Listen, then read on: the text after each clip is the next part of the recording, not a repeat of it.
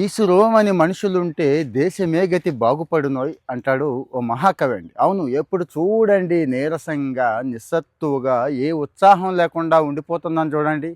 దానికి కారణం ఏంటి అంటే సాహసం చేయకపోవడం. అర్థం కాలేదు కదా. సాహసం చెయ్యరా డెంబక అంటున్నారు కదా. మనం ఏ సాహసం చెయ్యం అంటే అడ్వెంచర్ స్పోర్ట్స్ అండి. విదేశాల్లో అమ్మో మనం వల్ల కాదు, అంత కాస్ట్లీ. కానీ ఇక్కడ చాలా చాలా చాలా తక్కువకి మన రాష్ట్రంలోనే అద్భుతమైన అడ్వెంచర్ లొకేషన్స్ ఉన్నాయి. ఇప్పుడిప్పుడే డెవలప్ అవుతున్నాయి. 11, 12, 13వ తేదీ ఈ నెలే జనవరిలోనే గండికోట ఫెస్టివల్ జరుగుతోంది. తెలుసా మీకు? గవర్నమెంట్ అనౌన్స్ చేసేసింది. కొన్ని కోట్లు ఆ అడ్వెంచర్ టూరిజాన్ని డెవలప్ చేయడానికి ఫండ్స్ కూడా ఇచ్చేసింది. అక్కడ బ్రహ్మాండమైన ట్రైనర్స్ ఉన్నారండి.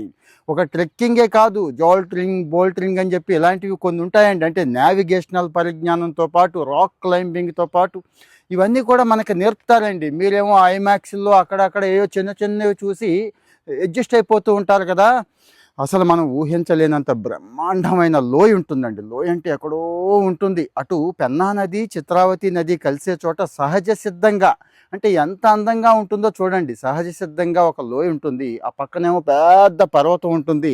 దాని మీద కోట ఉంటుంది. ఈ లోయనేమో గండి అంటారు, దాన్నేమో కోట అంటారు. అంటే ఇప్పుడు చూపించడానికి నాకు అవట్లేదు, కానీ నేను వెళుతున్నానండి, అందుకు చెప్తున్నా. ఇదేం ప్రమోషన్ కాదు.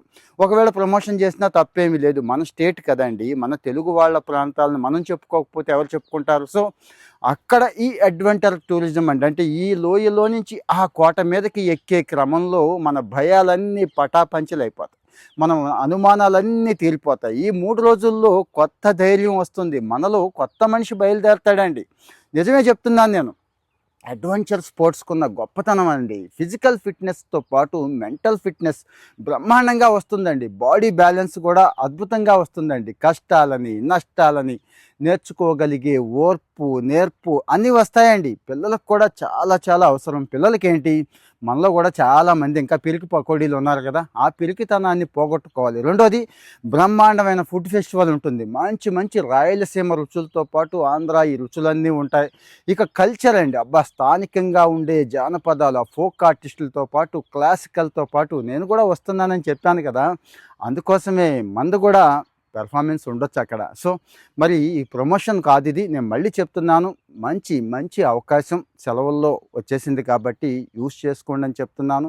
ఇలాంటి సమాచారం నచ్చుతుందా మీకు? కామెంట్లో చెప్పండి. ఎవరికి షేర్ చేయాలో మీకు తెలుసు, షేర్ చేసేసి ఇంకా కొంతమందికి ఎందుకు ఫాలో అవ్వాలనిపించట్లేదు, ఫాలో అయిపోండి. Thank you.